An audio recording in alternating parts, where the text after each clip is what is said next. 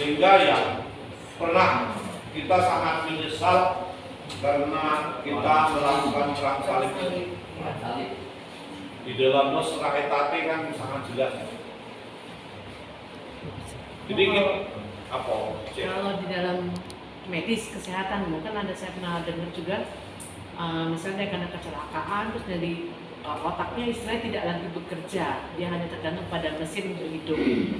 Nah itu kadang ada keluarga yang ibu ini sudah tidak bisa dipertahankan, apakah mau ada keluarga yang sudah tidak usah pakai ventilasi lagi, ventilator dia bisa meninggal. Tapi ada juga yang oke ini dicabut tapi organ-organ dalam tubuh anaknya bisa didonorkan untuk orang lain yang membutuhkan. Nah, itu pandangannya gereja gimana? Donor itu tidak menyalahi hukum. Ya walaupun tapi kan itu kan memang orang sudah meninggal. Lalu misalnya dia mau mendonorkan apanya, tapi kan itu harus diperiksa dulu bisa enggak. Itu boleh, tidak ada larangan mendonorkan. Tapi itu kan bukan berarti orangnya masih hidup terus dipotong-potong. Tapi kan maksudnya dengan dicabut dia punya ventilatornya kan dia kan mati. Berarti kan sebenarnya pasti harus diselidiki secara ilmiah. Biasanya sih pedomannya kalau batang otaknya sudah mati itu berarti yang tinggal adalah mesin. Misalnya seperti itu. Itu kan melalui pertimbangan nilai yang rumit. Terakhir itu pertimbangan nilai itu yang paling terakhir.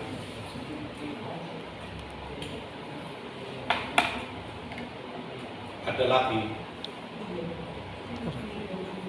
Jadi kalau kita lihat itu ya hukuman itu dibatasi zaman dulu itu. Misalnya hukuman dibatasi mata ganti mata, gigi ganti gigi. Itu nanti hukum kisas itu di situ. Jadi tidak boleh lebih dari itu. Itu sebenarnya kalau mengatakan itu. Kalau melebihi itu berarti orang melakukan suatu ketidakadilan berikutnya. Tapi kan nggak bisa misalnya, nah ini pernah teman saya punya teman namanya Salman, anak IAI yang di Palembang waktu itu. Jadi dia pergi datang ke pasturan. Ketika datang ke pasturan lalu dia pamit pulang, saya rangkul dia, saya tepuk pundaknya ini. Terus dia mau ngomong sama saya, kamu tahu hukum kisas enggak? Oh, kamu mau mengatakan kalau saya mukul kamu satu kali, kamu punya hak untuk memukul saya satu kali. Itu yang dikatakan Salman itu hukum kisas. Tapi kan ketika kita misalnya mukul satu kali lalu dibalas satu kali, tergantung pukulannya kan? Iya, mau. Kan nggak sama, betul nggak sama kan? Iya, mau. Besar tangannya juga beda. Tapi di situ sudah dihitung sebagai keadilan itu. Tapi nanti kita akan bertemu dengan moral Kristiani. Keadilan itu tidak seperti sama-sama memukul itu sangat berbeda. Belum tentu itu suatu keadilan. Apalagi kalau yang satu itu memang mengalami kelemahan, nah itu berbeda lagi. Sehingga nanti lalu muncul unsur soal kerahiman, soal kemurahan. Yesus nanti waktu malah sangat berbeda kan. Saya melihat fenomena saat ini kan saya lihat seperti nyawa manusia itu kadang sudah nggak berharga lagi. Karena gini, ada misalkan nih ada yang orang maling ketangkap, terus dibakar hidup-hidup bersama. Itu yang dosa gimana? Semua orang yang membiarkan itu juga ikut dosa atau gimana? Karena ya memang masyarakat jengkel, tapi sampai membakar hidup-hidup. Sekurang-kurangnya kita tidak ikut di situ. Itu sekurang-kurangnya, Pak. Iya. Karena kalau masa begitu kadang-kadang tidak gampang juga kita. Mungkin kita akan mengatakan tidak, tetapi kita tidak punya power di situ. Kecuali kita seorang tokoh ya dan dikenal, mungkin akan punya power. Yang punya power kan di situ polisi. Berarti kalau kita tahu hal-hal yang macam itu ya kita lawan polisi. Karena powernya di situ. Karena kalau kita itu, waduh kita ini apa melanggar kita Jadi korban. Ada di situ. Jadi pernah misalnya kejadian itu di daerah saya itu yang maling yang dipukuli orang 5 kampung. Wih, satu kampung aja Jadi karena banyak. saking jengkelnya, jadi suatu saat ini karena udah terjadi apa begal itu. Suatu saat yang di begal ini sebenarnya teman saya yang membawa anaknya dilempar ke sawah, motornya diambil, ibunya menjerit-jerit. Nah kan lalu banyak orang datang kan. Nah dalam keadaan kacau itu si begal ini bertiga lari ke hutan kecil sebenarnya. Tapi apa yang terjadi karena berita itu lalu dikepung, pagi-pagi itu dikepung dan itu 5 desa. Akhirnya kan mati ya mau gimana? Polisinya juga bingung karena Banyak yang siapa yang mau dihukum?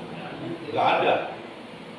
Akhirnya ya dikumpulkanlah alat pukulan itu dikumpulkan semua untuk bukti bahwa terjadi pemukulan dan itu 2 truk.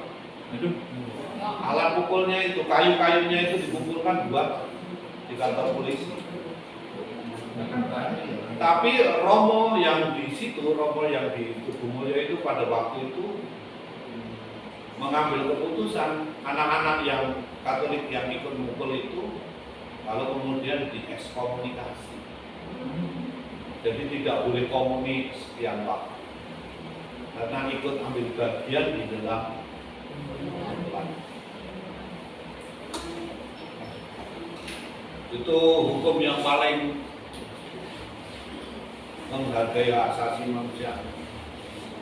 Jangan membunuh itu bukan hanya orang membunuh yang kelihatan, tetapi kalau ada macam itu ya paling enggak kita harus cari orang yang berpengaruh yang bisa melerai.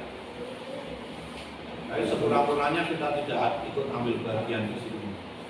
Jangan malah kita ayo. Nah, itu kita ikut dosanya itu. Kalau misalkan si A ini korban dibegal, tapi dia melawan diri, begalnya mati. Dia yang jadi begalnya mati. Itu berbeda nilai. Berbeda nilai. Nanti membela diri. Karena dia membela diri. Ya. Dia tidak bisa dipersalahkan. Akhirnya kan pertimbangan nilai. Berbeda kalau misalnya dengan sengaja itu kan nggak ada faktor kesengajaan. Sama dengan perang itu, siapa yang nembak duluan kan?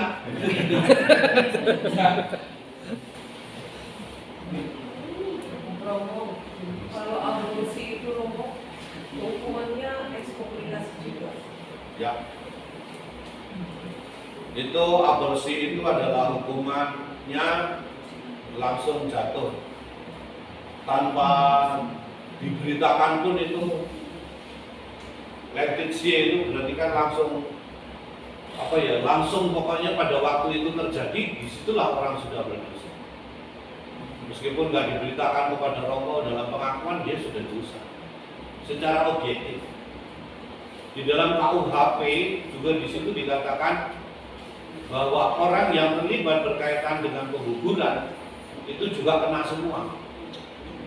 Misalnya, contoh paling gampang. Seorang mau menggugurkan, suaminya setuju, suaminya kena. Neneknya setuju, neneknya juga kena.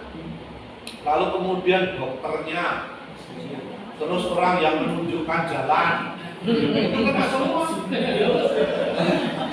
Yang ngasih bantuan. Gak usah dinyatakan, sudah menyatakan diri kena semua. Tapi mungkin hukumannya beda ya, Bu ya. Ya memang kadarnya berbeda. Tetapi toh orang itu terlibat di dalam pembunuhan, di dalam pengguguran. Romo, saya punya pengalaman. Saya itu aborsi sudah lama.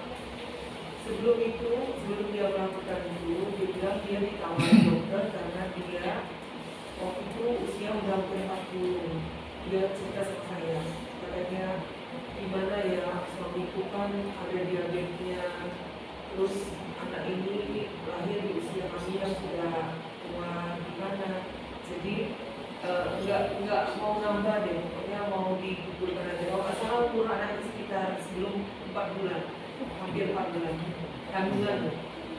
Jadi saya waktu itu di telepon saya udah bilang, menurut gereja Katolik itu nggak boleh, itu dosa berat, jangan.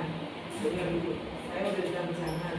Akhirnya karena saya dari mulai cerita sampai dia mau tutup telepon itu nggak ada persetujuan seperti itu, akhirnya dia ngomong gini, anak, saya sudah cerita sama kamu nggak ada salah apa-apa kalau seandainya nanti saya lakukan juga.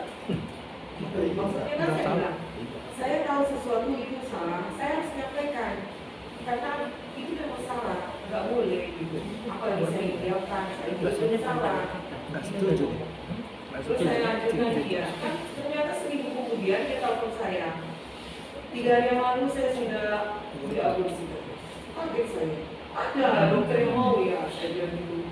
Ada katanya, tapi dia nggak nyebut namanya. Ya. Terus saya bilang, cepatlah kamu mengaku dosa suami istri. Dia ngomong iyalah nanti. Tapi saya rasa sampai hari ini dia nggak ke gereja lagi loh. Apa karena beban dosa itu nggak tahu juga. Ya, saya nggak ngerti lah pokoknya.